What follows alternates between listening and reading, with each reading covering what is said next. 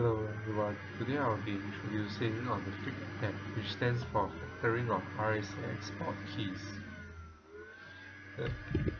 The presentation will be split into three parts.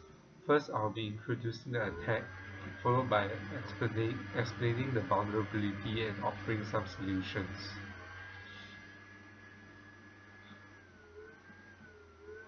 So what is FIG?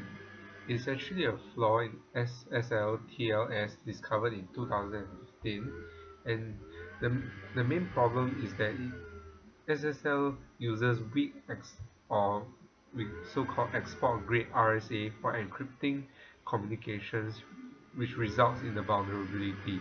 And this is discovered by a combined team from India, INRIA, and Microsoft Research.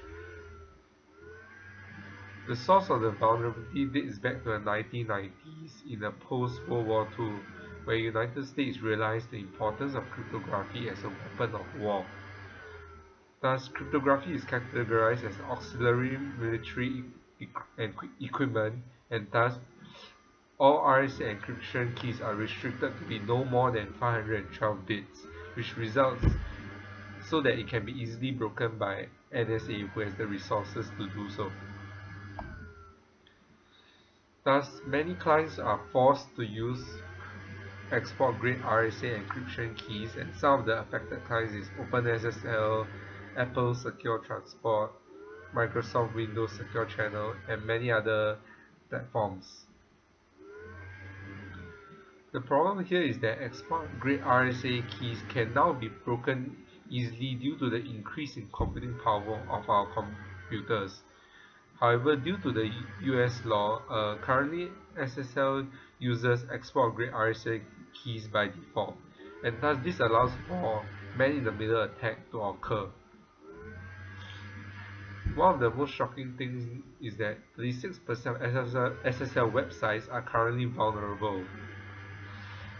To understand better about the FIG attack, we have to first familiarize ourselves with SSL, which is actually an encryption layer placed on top of HTTP, giving us the HTTPS which we know of.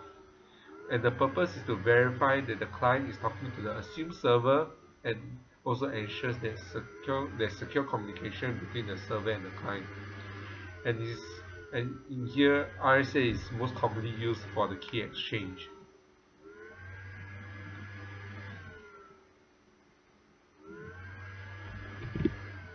So this is the SSL key exchange algorithm, which is first there's a negotiation phase whereby the client will send a message which has a random number towards the server, and the server will reply with its own random number and the SSL certificate. So after the client has recognized the SSL certificate, and you will also extract the server's public key. Then you will encrypt this pre-master secret with the server's public key, and you will send it to the server.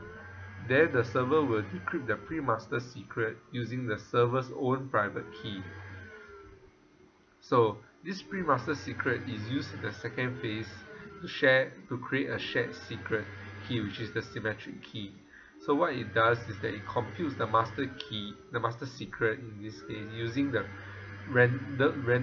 two random numbers that's shared between the two parties, and also the pre-master secret. So there's three numbers used in this case. So on the server side, the server will also do the exact same thing and compute the master secret. In this case, now both parties have a common shared key between them. So to complete the handshake, the client will create a hash of messages using the master secret and send it to the client, whereby the client will compare the hash with its own hash. So if they are the same, and the server will also create a hash of its own messages and send to the client, and the client will also check whether they are the same. And if once both sides have determined that the hash are the same, that's where the handshake is completed. Now we look at the vulnerability. So as mentioned, the fluke vulnerability is a flaw in the SSL, which is based on the export grade ciphers being used. So this is an example of the RSA, is um, which is what I've mentioned before, and you can actually pause here if you would like to understand the example. So about export grade cipher, so RSA uses 512-bit key. So originally it doesn't matter, it's because it's not offered by most servers and not offered by modern browsers. However, because it's the default used by SSL, currently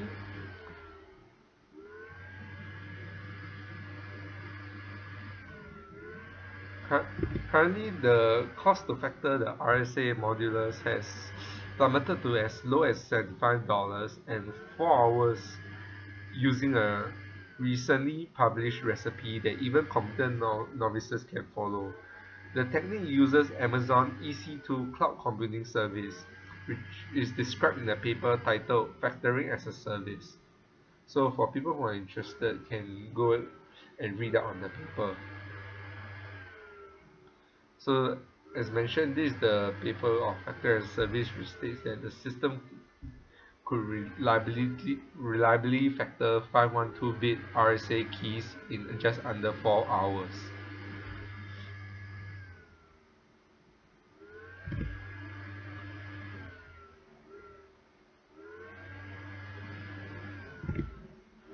So executing the attack. So the attack occurs where at, at the very first phase, where the client sends the hello message.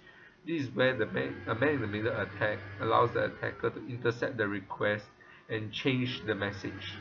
So from there, if the server offers export RSA cipher suits and generates export grade RSA keys, it will send that public key.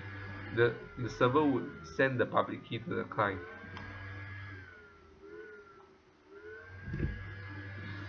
So this allows the attacker to be able to obtain the information by factoring the export RSA keys and decrypt the message and obtain the symmetric key information, and thus use it to generate the session keys.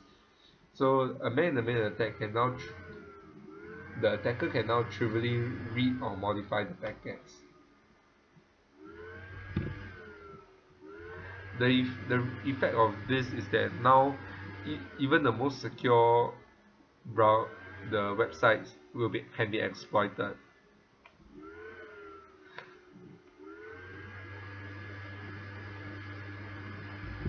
Note that free attack requires three things in order to work.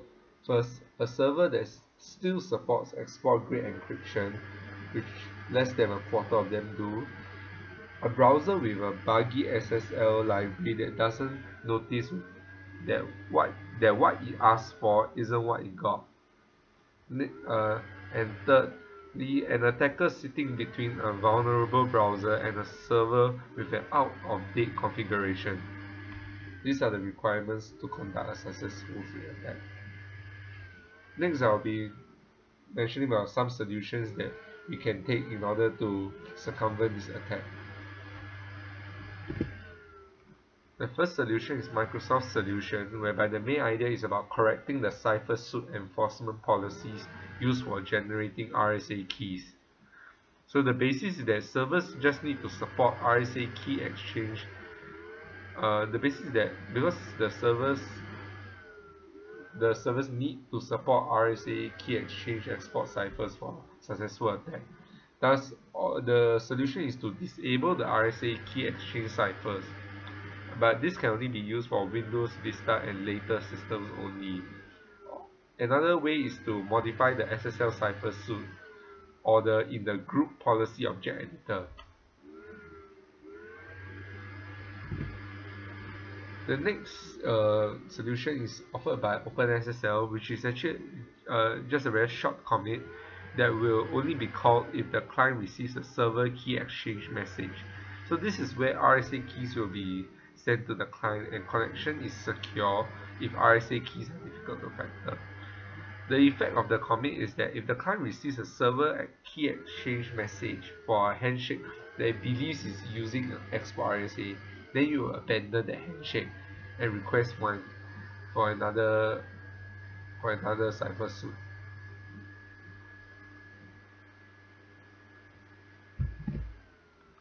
And thirdly, as individuals, some of the things we can do is that firstly, when we are running a server, we should disable support for SSL, TLS, export cipher suits, and all the other suits they are known to be insecure. Nextly, when using a browser, we should ensure that we should be using the most recent version of the browser and check for updates frequently. As system administrators or developers, we should always make sure that the SSL libraries that we are using are up to date and the software does not offer export cipher suits. Some online websites are actually available to provide information about the vulnerability, which includes the cipher suits that are insecure and also a list of websites that are vulnerable to the attack. So there's actually a tool called the free client test tool to check if the client being used is vulnerable. So this is an example. So this tool is actually available on the website that's been mentioned here. Um, so it will inform you whether your browser is susceptible to the freak attack or not. But however, even if the test indicates that it your browser appears to be safe, you should still take note of the configurations that you must take that should be undertaken because this is not full coverage.